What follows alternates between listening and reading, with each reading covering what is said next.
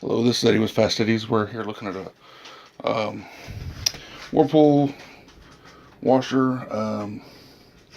Doesn't want to spin. Let's see here. We'll go ahead and set it to spin. Lid shut.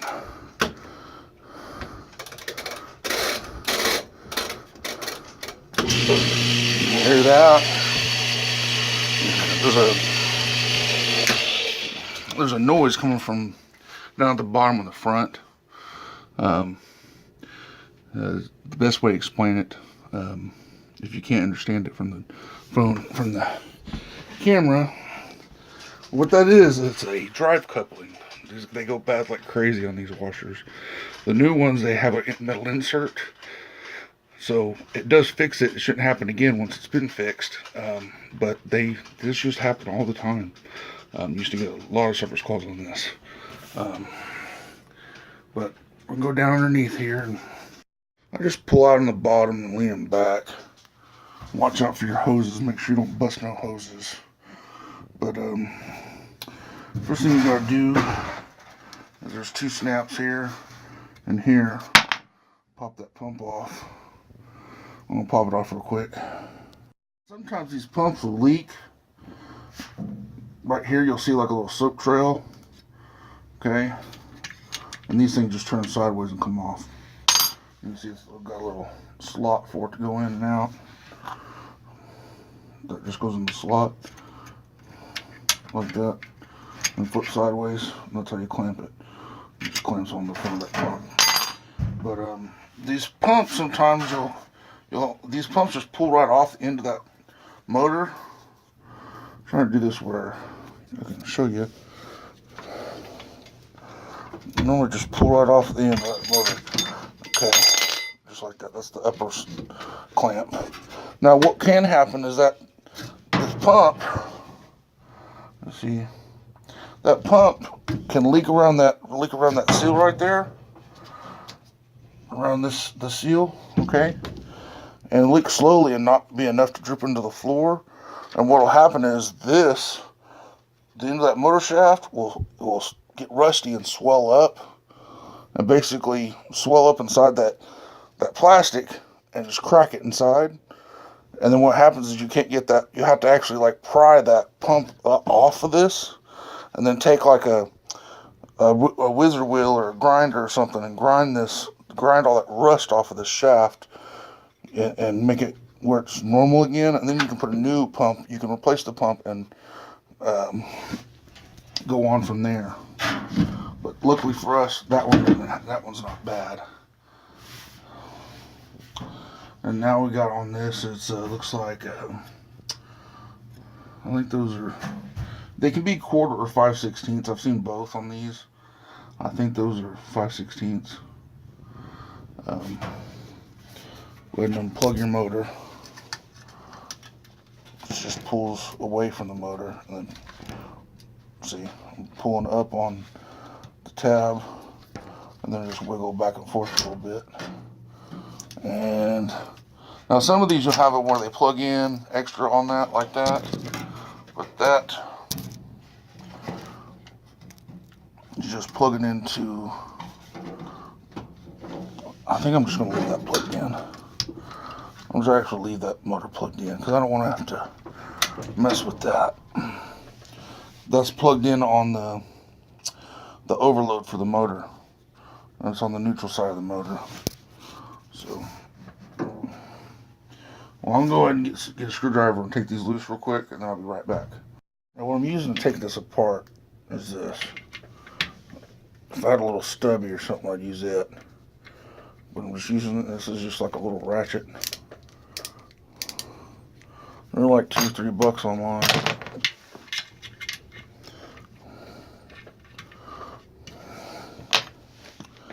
Now we gotta take out our clamps. And if you take out the top one, the bottom will loosen up because it'll just drop. So I'm gonna have to just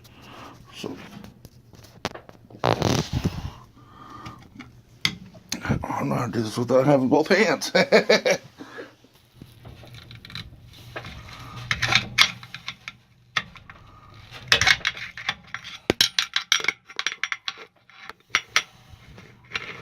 Well, anyway, you can see what I'm trying to do.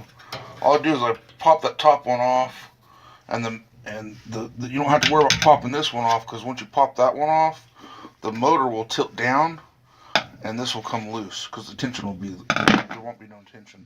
So I'm gonna pop this loose real quick, and I'll be right back. See, so just as soon as you pop that down, boy, it just comes right loose. You grab it, pull it away, and set it down.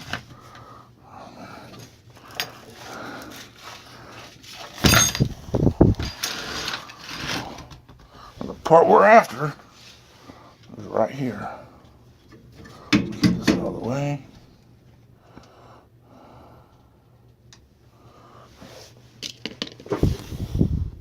That fits on the end of this, into the motor.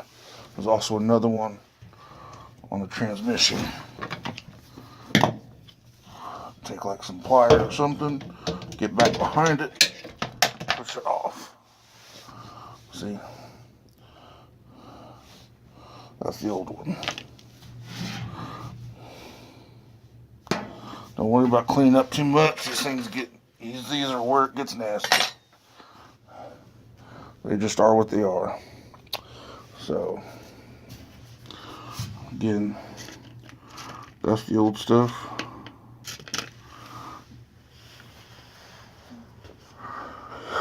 Now this thing just puts right back on the bottom of the motor. Once you get it back on, once you get the motor back on, you can put it right back on the bottom of the motor. It's real easy. Now what I like to do, well, actually, here's the new one. Pull it off here.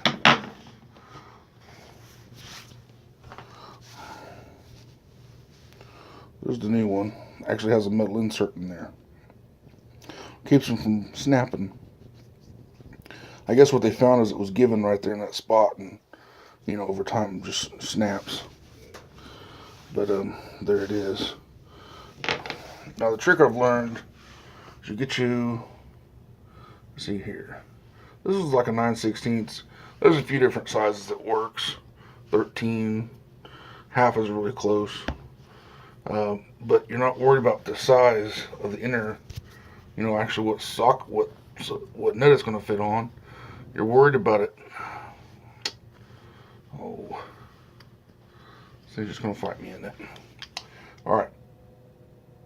See how it just fits in that rubber? You get it where it just fits in that rubber,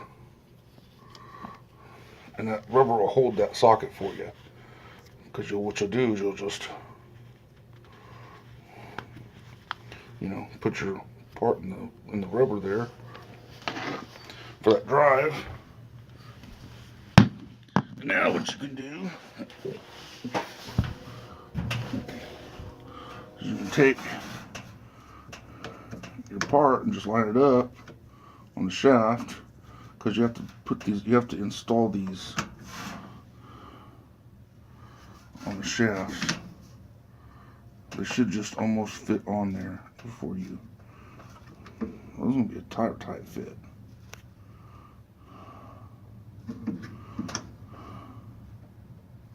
There we go.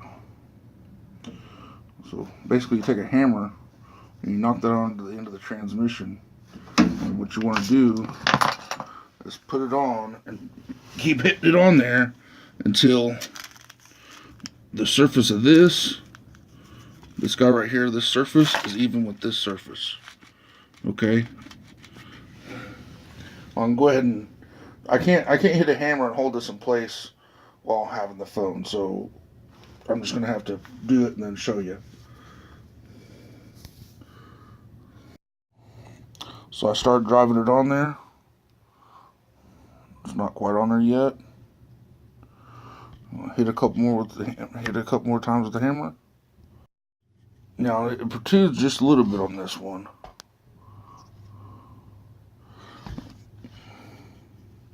But that's okay.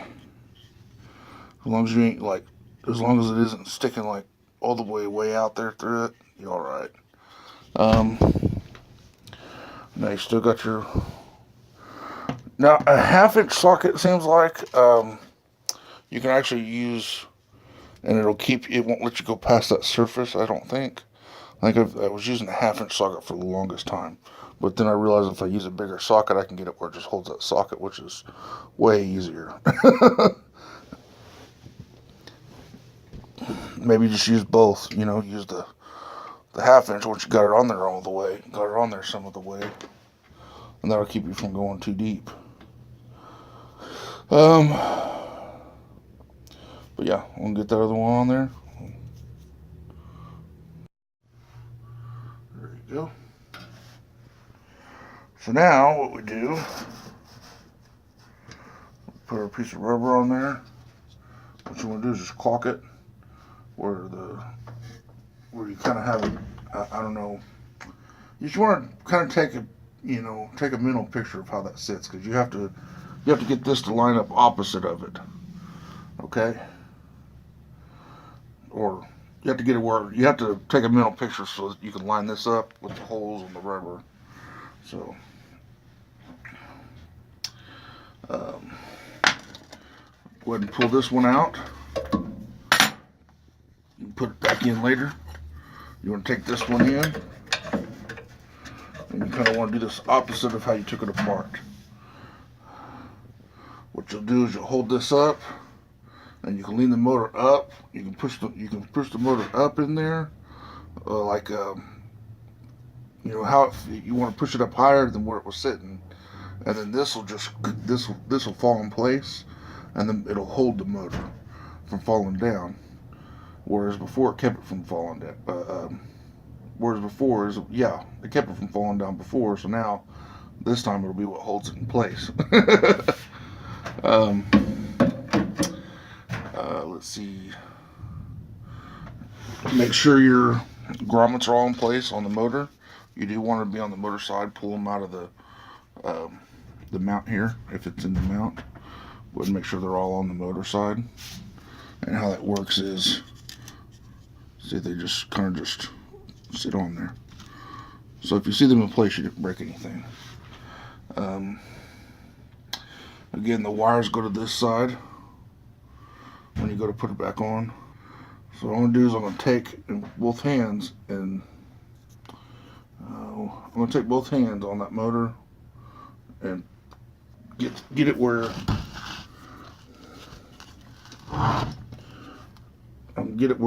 this, I'm going to take this portion of it and push up right there.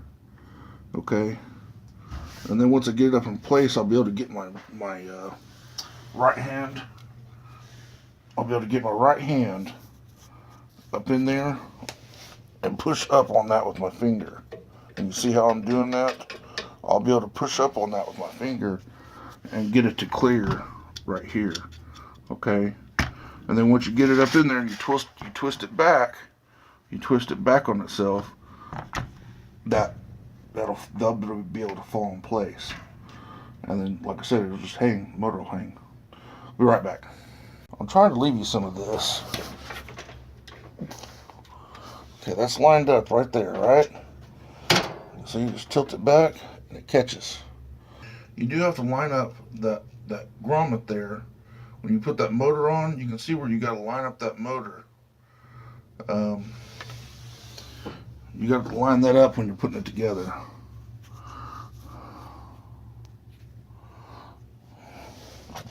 Then all you gotta do is, when it comes to this one,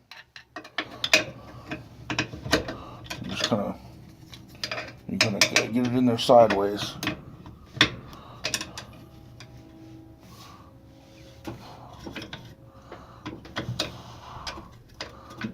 And just wait until twist it. And this one just pushes up on there. You put your screws back in. Don't forget your screws.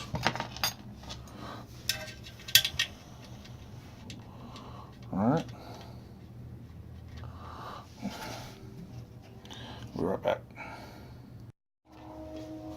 Alright, just make sure you're getting plugged in. You just slip your pump back on there to make sure your shaft lines up with that. You put it back on. The pump's got to sit into these little, it's got little spots it sits in. Okay, so when it pushes up to the pump, when it pushes up the motor, it has little spots you can see right there. And then you kind of just put your tabs back in there, and you push them up. They just push right into the pump. Top one too. Um, and that's it for that. Set your washer back down, slide it back into place, and we'll go from there. Now, don't forget to level this. You tilt it forward, tilt it towards you, and let it back down, and the leveling legs on the back will re-level this. When you push down this lid, you just push back up on it, and it'll make some things go better for you. And we got spin. Alright guys,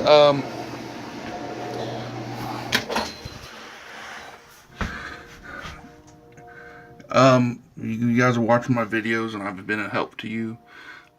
If you can please like and subscribe, it really helps.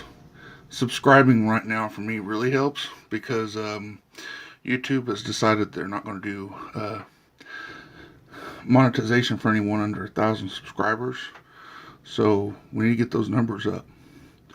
I'm actually wanting to do a giveaway once we hit 1,000 subscribers. I'm not sure what yet.